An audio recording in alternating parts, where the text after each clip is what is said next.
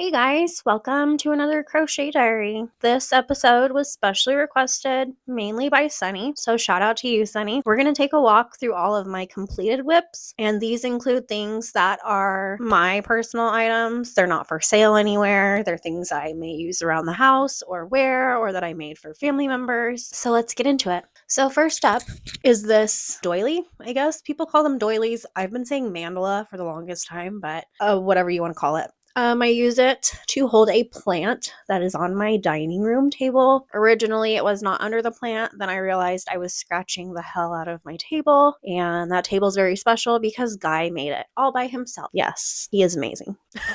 I made it with cotton yarn, made in neutral tones, and I love it. So up next is this book sleeve. It is Moss Stitch, my favorite, and it's holding my current book, my current physical book. I read off of my Kindle a lot. It's very soft and squishy. I love it. I love the colors. I believe I made this right after using it in this blanket. I think that's what inspired me to make a book cover with this. It's acrylic yarn. It fits a lot of different books. They can be thicker, a little bit taller. It's pretty universal in the book world. Next, we have this little top, and you may have seen me wear this before on a live or in a video. I did make it with acrylic yarn, which I regret.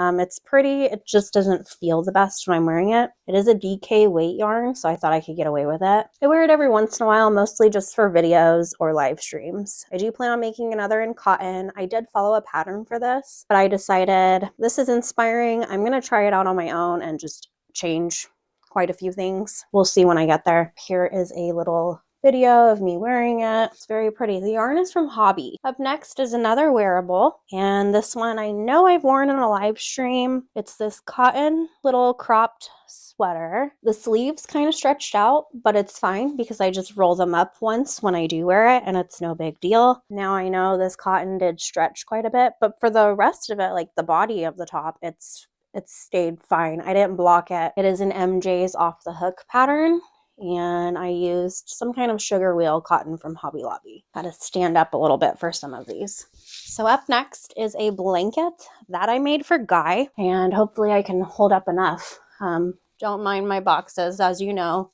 we're packing. I made this blanket for Guy with Bernat blanket yarn, and it's huge. It's like a white, wintry black camo. I can't even put the whole thing in the frame. It's heavy. It's bigger than me, and it's cuddly. It's almost like a weighted blanket. I made this a while ago, 2 or 3 years ago, and when my dad came and visited, he was using this, and he was like joking around but also serious at the same time, saying he was going to take it home with him, and I ended up making him one of his own, just a different color. Okay, up next is one of my most recent finished projects, which a lot of you have seen. This little bag.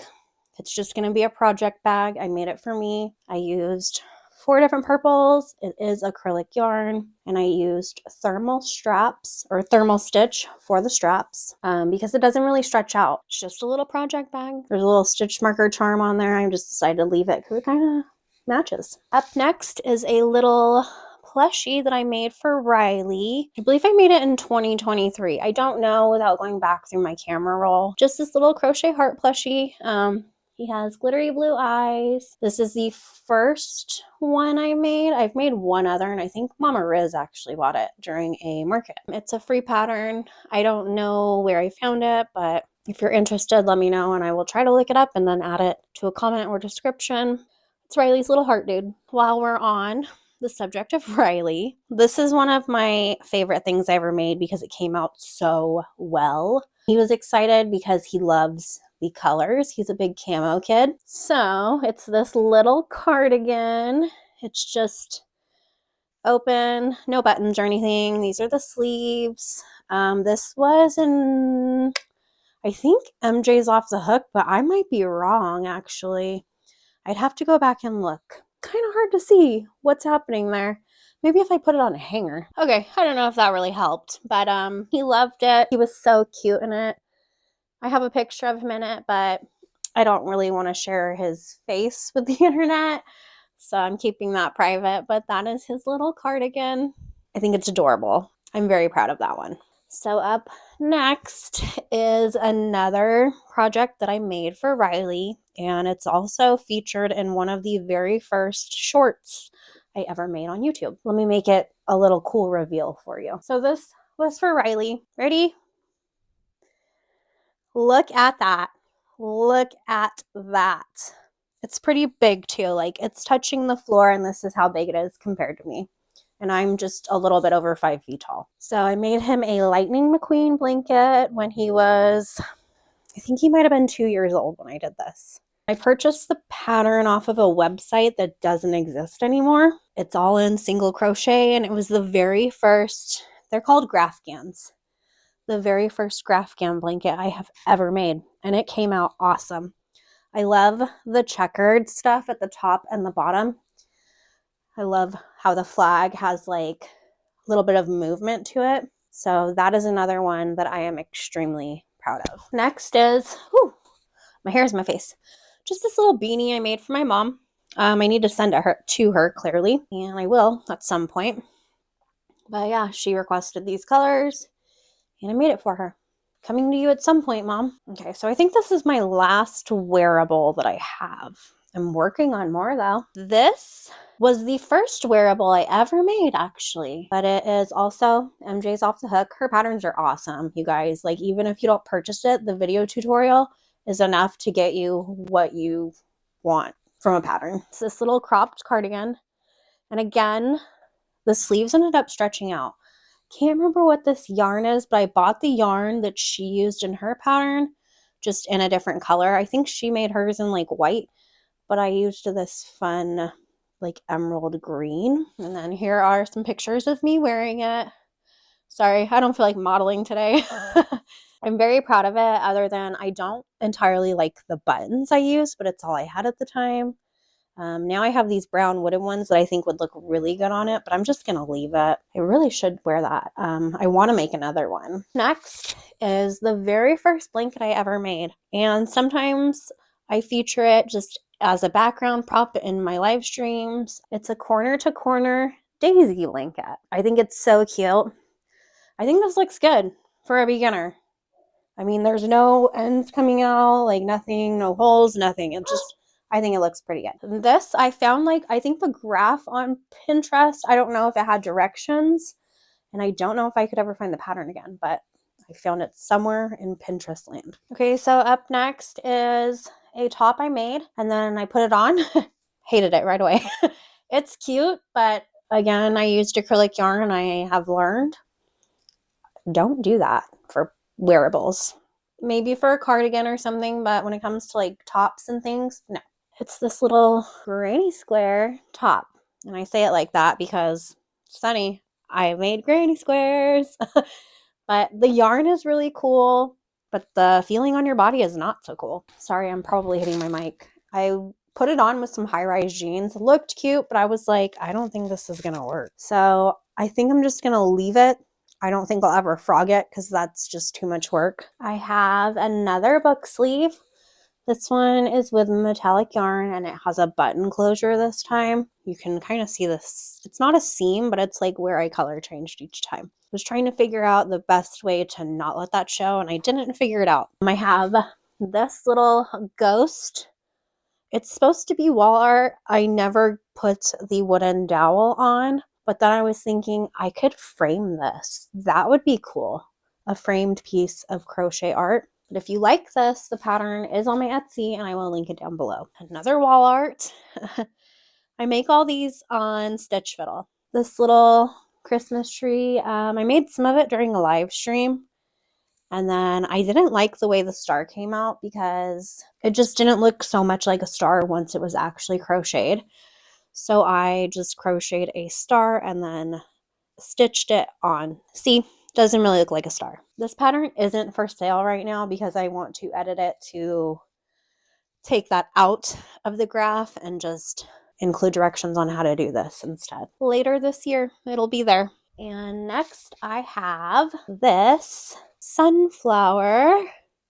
It's like a candle coaster. So I will show you it with a candle on it. There it is. I think I made one for my mom as well. That was another just random free pattern I found. I think it's cute. especially for a little bit of fall decor. Okay, so a few things that I don't have physically on me because a few of them are packed or dirty because they're for my dogs. I have this pumpkin wall hanging, also made on Stitch Fiddle. Had it hanging for most of the fall season, and I just recently took it down actually, just because I had to pack it. Here are some pictures and videos of my dogs in their bandanas. I do take custom requests for bandanas, and I sell those out of my Etsy shop. And then I also sell the patterns too. I have a moss stitch dog bandana and then a V-stitch one. And pretty soon I will have one that is the lemon peel stitch. I just haven't made the pattern yet, but I did make Nyla's with the lemon peel stitch. Now we're going to get into some plushies. I'm going to start with the oldest plushie. So the very first plushie I ever made. This is the first plushie I ever made. I love giraffes, and some of you might know that. And I used acrylic yarn like a crazy. And he's got teeny tiny little eyeballs. He's pretty big. He's pretty tall. He's cool. His legs are not stuffed. His arms are not stuffed, but his feet and hands are. And this was before I discovered like plushy yarn. So the next plushie is this giraffe, which I am super proud of. I think he looks awesome. He's got spots all over his little tail, just everything about him. He is so cute. I was so excited when I found the pattern, and then when I made him, I was like, oh, I'm in love with making plushies. Again, acrylic yarn. Look at his face though. It's so cute. I love him. This was a Jess Huff pattern, and she has some pretty cute patterns for plushies. All of hers she makes with acrylic yarn. Like, I always say I don't enjoy making a plushie with acrylic yarn, but it does make them look just a little extra special. I don't think I ever named him. I don't think I named that one either. Then we've got this big dude. He's not for sale. He was, and then I took him down just because I was like, he's very cute. I don't know if I want to get rid of him. Get rid of him. This jumbo raccoon. This was a pattern I purchased. I think it's Rin Meow, but I think she recently changed her shop name. So I don't know. I did add the bandana. That was not included in the pattern, and it's just a little moss stitch bandana like I make for my dogs. Look at his little tail. It's so cute. But yeah, my giant orange coon. He's got humongous gold eyes, floppy little ears. He's heavy. He's a heavy dude. His head is huge, but he is very cool, and I know Annie loves him a lot. She always asks about him. So something small, scrunchie. Like, this is a very common thing that I think a lot of crocheters probably have. I do specifically use this one a lot. It's with velvet yarn, and this is one of my favorite colors. And then this is another item that I made. I don't know. It was like my very first time trying to crochet. This little heart keychain. It was on my bulletin board for a while because I was like, oh, I need to remember to put that in a video, which I'll probably hang again when we move just so I can see it and remember. Remember when you were a beginner, Rachel? Remember?